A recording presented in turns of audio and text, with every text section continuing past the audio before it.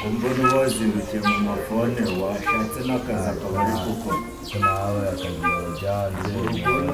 bizava muzinduka wicaye gutya umuntu agomba kubikurikirana akagashaka nubwo biba byanze nawe byose rero ubona abandi bayakomeje kugora maze bakagushakira akazi akira ngo utume ku muhanda usimbuka bakuze mwereka ibintu ndazana uduti ku muhanda nzanira ipaki y'amandazi amandazi se waguze kenya uguza n'ibyo ushaka ndazana imigati nta kibazo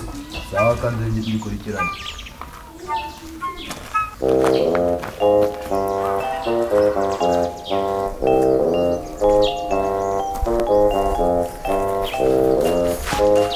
hagarara Yesu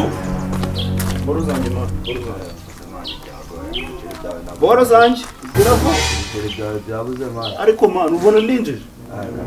ubona ndarega mani ejo bundi nari mfite ibiceri umuyena wa mujene wariya hirya barabinyatse mani none se kankubaze mu oya ibiceri byawe ubu nabyo shato mani mama yanjye mani mama yanjye semani wamubariye mani asemani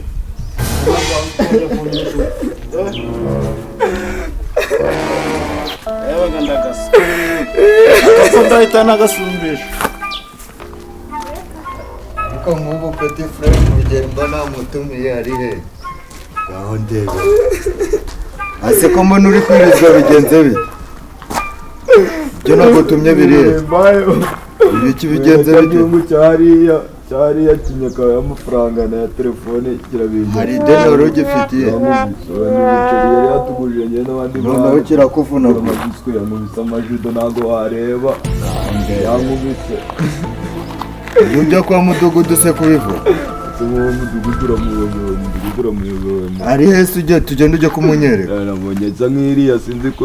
yahise yiruka ese uwo muntu aramuhigira he no kugurisha fone yanjye ubwo sinamenya ibyo ari byo tugende tujye kumuhiga rero amafaranga yajyanye na telefone umva ni akazi ko kadaje mani niyayandi hatse igipete mani cyari cyarazanye uburenze hano cyari kindi mu duce ni neza akazi ko ni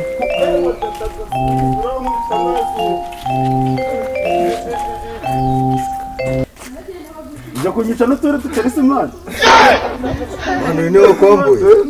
bigaragara wese mani mani waburetse nta mafoni yaguze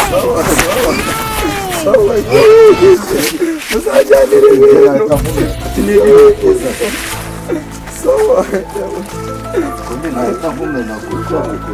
wenda atuma umwana ukamwambura ushaka kwiga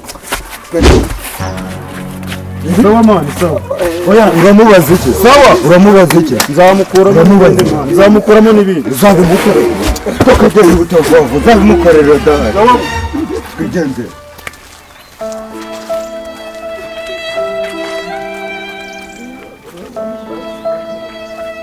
nibyo bisambo biza kwiba muri karitsiye